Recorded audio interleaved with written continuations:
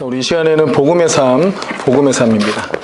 복음의 삶 교재인데 성령의 인도하심을 따라 성령의 능력으로 살아가는 우리의 신앙의 여정을 좀 담은 거예요. 양육 교재이기도 하지만 이거 상당히 내용이 이제 이 내용만 제 자신하고 이 내용만 잘 소화를 해도 몇 년치 목회를 할 수 있고 제자 훈련하는데 아주 유익하거든요. 그러니까 우리가 이제 예수님을 누군가에게 전도하고 그 영혼에게 이제 하나님 말씀을 가르치고 또 제자의 삶을 가르치려고 할 때 또 일상의 삶 속에서 어떻게 하면 하나님 나라를 누리게 할 수 있는가 이런 것들을 가르치려고 할 때 아주 유익한 교재라고 확신하는 바입니다. 여러분 정말 제가 이걸 만들 때도 성령께서 많이 도와주셨고 제가 이도 한 10년 정도를 주님을 따를 때 물론 지금은 더 됐지만 이게 10년 차 때 딱 만든 거거든요.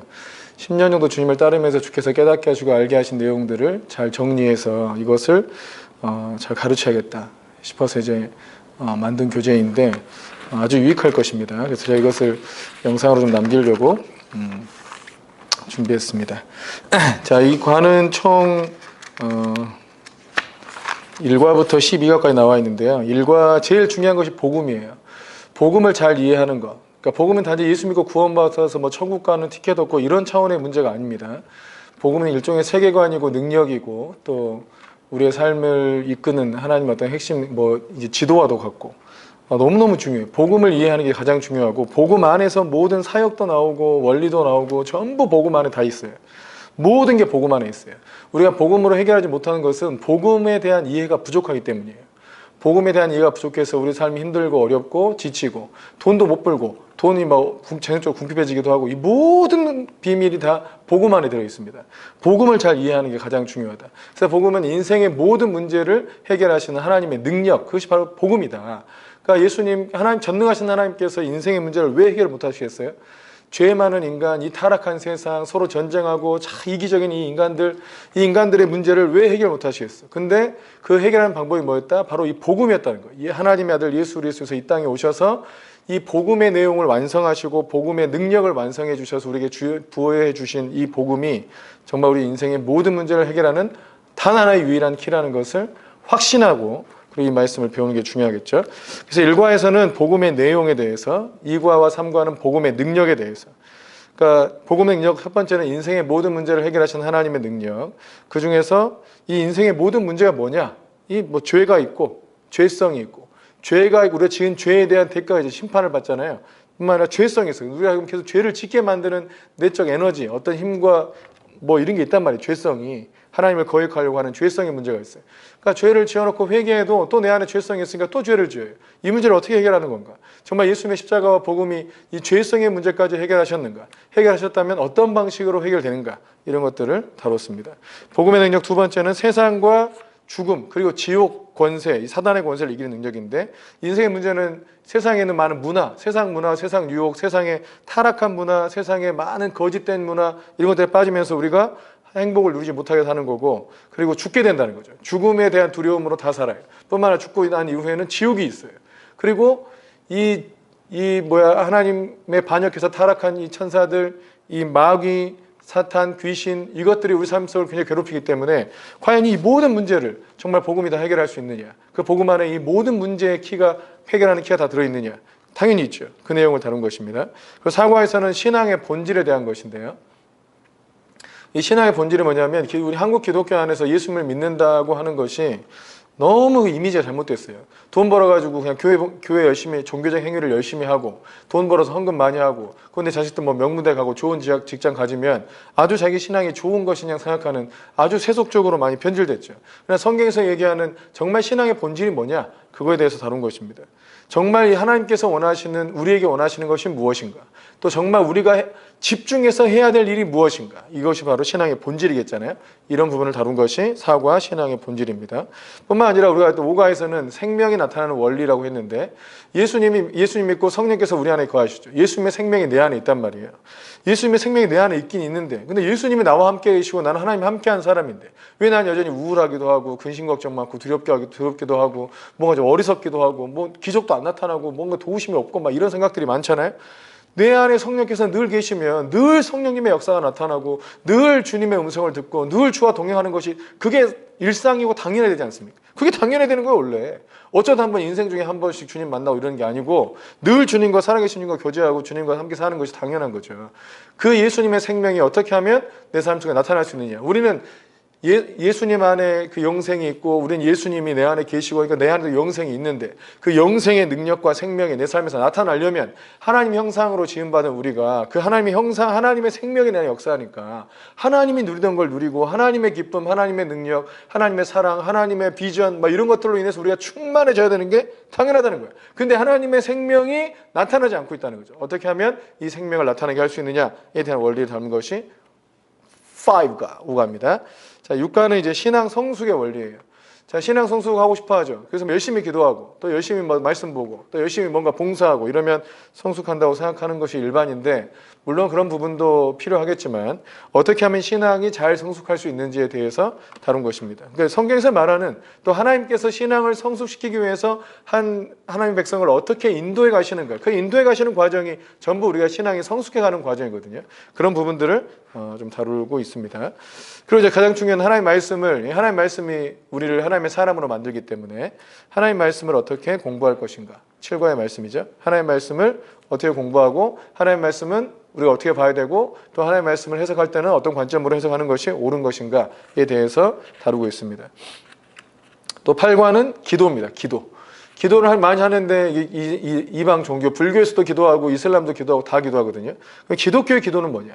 기독교의 기도의 핵심은 뭐고 어떻게 하면 하나님과 친밀하게 교제해서 하나님께로부터 하나님이 약속하신 것을 어떻게 잘 받고 또 우리가 간구하는 것을 어떻게 해야 잘 받을 수 있느냐 하는 응답받는 기도의 원리를 다루고 있고요. 9장에서는 또한 성령님에 대해서 성령님이 어떤 분이신가? 예수님께서 우리에게 보내주신 그 성령님이 어떤 분이신가? 성령님이 성령님이 그냥 하나의 기운과 같고 에너지 같고 그냥 은사고 또 뭐 잘못된 이해가 많아요. 또 뭔가 신비한 체험을 하게 하는 분이 성령님이다. 이것도 잘못된 개념들이 너무 많아. 그러면 성령님은 어떤 분이시고 성령님은 우리가 하는 데서 어떤 일을 하시는가 이런 것도 알아야겠죠. 그래서 가장 중요한 게 예수님께서 성령님을 소개하셨다는 거예요. 요한복음 14장에 예수님께서 보내실 그 성령을 우리에게 소개해 주셨다는 거예요. 그 예수님의 소개가 가장 정확하겠죠. 그래서 그 본문을 가지고 성령님에 대해서 공부하는 과가 9과입니다. 그 10과는 이제 교회에 대한 것입니다. 교회는 곧 뭐예요? 그리스도의 몸이다. 자, 교회는 그리스도의 몸이다. 이게 성경에서 말씀하고 있는 전제인데 정말 교회가 그리스도의 몸답게 있는가? 일단 교회는 이런 건물이나 예배당이 아니고 우리 믿는 우리들이 다 교회인데 우리는 정말 교회다운가? 정말 예수님이 우리의 머리가 되시는가? 우리는 정말 예수님께서 말씀하신 대로 순종하는 또 예수님의 일을 위임받아서 하는 예수님의 몸인가? 잘 살펴봐야겠잖아요. 그런 개념, 정말 교회란 무엇인가를 정확하게 이해를 해야 여러분 정말 하나님께서 교회를 통해서 풀어내실 하나님의 영광스러운 일들 다 누릴 수 있고 또 이 교회가 그냥 당연히 예배당이 아니고 우리가 바로 교회이기 때문에 우리가 가서 하나님을 예배하는 곳이 전부 그냥 하나님의 임재와 하나님의 나라가 되는 거예요. 그러니까 예배당에서도 예배하고 가정에서도 예배하고 또 직장 가서도 예배하고 거리에서도 예배하고 공연장에서도 예배하고 어디서든지 다 예배해. 왜냐하면 믿는 자들이 모여있는 곳이 교회니까 또 주님은 거기에 임하시는 것이고 또 그들이 주의 뜻대로 순종하는 것이 교회의 역할이니까 바른 교회론을 가질 수 있도록 다른 부분이 10과입니다. 11과는 또 이제 가정에 대한 것입니다. 가정이 참 아픔이 많죠. 가정을 만드신 분도 하나님이시고 맨 처음 만들어진 조직 체계가 바로 가정이고 맨 먼저 성취된 하나님 나라가 바로 가정에서 이루어졌다 볼 수 있는데 이 가정에 너무 상처와 아픔이 많아요. 왜 이렇게 우리나라 가정들은 상처와 아픔이 많을까? 왜 이렇게 얽히고 꼬이고 묶였을까? 이것을 분석해 드립니다. 뿐만 아니라 어떻게 해야 가정이 정말 말씀대로 하나님 의도하신 행복과 영광이 넘치는 가정이 될 수 있는지를 알려드리고 있는 거죠. 정확해요. 제가 이건 아주 정말 많은 임상 결과가 있고 많은 열매들이 있어요. 정확해요. 어렵지 않아요. 모르니까 어려운 거지 알고 하면 굉장히 간단하고 빠르게 많은 문제들을 해결하고 하나님 나라를 누릴 수 있을 겁니다. 마지막 12과가 제자도에 된 것이에요. 교회에서 잘못하면 목사들이 자기 제자를 만들려고 하잖아요. 근데 주님은 주님의 제자를 만들라고 한 것이지 나를 따르는 제자를 만들라고 한 게 아니에요. 그러니까 일반 좀 실력이 있는 사람이나 전공자들이나 또 뭔가 이렇게 장인 같은 사람들은 자기 제자를 키우잖아요. 그럼 그런 개념이 되면 안 되고 그런 개념이 아니에요. 내가 주를 따른 것처럼 너희도 주를 따르라 하고 바울 사도가 알려준 거죠. 내가 주님을 닮고자 하는 것처럼 너희도 주님을 닮아라. 내가 주님을 닮고자 하는 이 열정을 너희도 배워라 해서 주님을 닮으라 한 것이지 바울을 닮아라 이렇게 얘기한 게 아니에요. 오히려 난 바울파야, 나는 게바파야, 나는 그리스도파야. 이 교회 그리스도 고린도 교회에 분쟁이 일어나는 것을 보고 너는 너무나 미성숙했다. 그리스도 안에서 어린아이들이니까 너 연합이 안 되는 것이지 하고 책망하잖아요. 근데 오히려 이 제자도는 뭐냐? 내가 하나님을 기쁘게 주님을 기쁘시게 하겠느냐, 정말 사람을 기쁘게 하겠느냐. 물론 사람을 잘 대해야죠. 직장에서 상사들 잘 대해야죠. 열심히 일해야지. 그건 당연한 것이고 기본이고. 근데 그걸 뛰어넘는 것이 제자예요. 그건 당연히 하고, 그러나 하나님을 기쁘시게 하기 위해서 상사에게 잘 순종하는 거예요. 하나님을 기쁘시게 하기 위해서 그들에게 최선을 다해주는 거예요. 관점이 다른 거죠, 이게. 그러니까 제자도는 주님을 기쁘시게 하고 주님께서 기뻐하시는 길을 가는 것입니다. 아멘이십니까? 또 제자를 삼는 것도 나의 제자를 삼는 것이 아니고 주님의 제자가 되도록 하는 것이죠. 나와 의견이 부딪혀. 주님의 뜻이 뭐냐?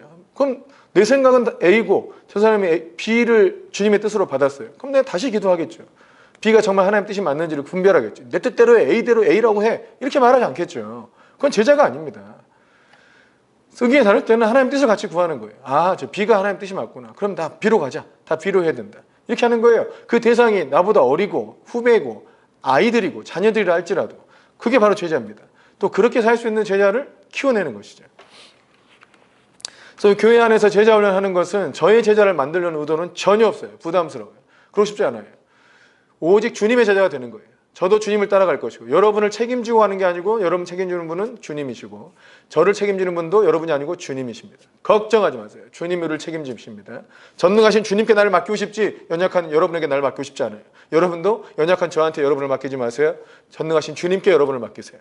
우리 주님께서 우리를 책임지실 뿐만 아니라 우리를 선한 길로 의의 길로 인도하십니다. 진정으로 주님의 제자가 되어야 돼요. 주님의 제자가 되는 것이죠. 자, 이 내용들이 이 복음의 삶에 나와 있어요. 이 복음의 삶의 내용인데 이 내용들을 하나씩 하나씩 잘 담아보도록 하겠습니다. 아주 흥미진진한 이제 제자 훈련이거든요. 재밌을 거예요. 그리고 굉장히 엄청난 유익이 있을 거라고 장담하지 않습니다. 여러분들 대충 하면 어차피 안 돼요. 제자도는 자기를 훈련시킬 때 훈련하기 기본은 뭐예요? 자기가 자신을 훈련하지 않으면 누구도 나를 훈련시킬 수 없다. 자기가 나를 개혁하려는 의지가 없고 나를 바꾸려는 의지가 없고 나를 변화시키려는 의지가 없고 제자 되려고 하지 않는데 누가 주님이 찾아와도 제자를 불러도 안 따라와. 그런 사람들은 내가 정말 주님을 따르고 싶어하는 사람들이 정말 하나님 나라의 실제를 누리고 싶어하는 사람들이 어떻게 하면 그런 기본적인 요소들을 잘 깨닫고 그런 제자의 삶을 사는데 준비될 수 있을까? 이것이 바로 복음의 삶에서 다루는 주제입니다. 함께 같이 공부해 보도록 하겠습니다. 파이팅!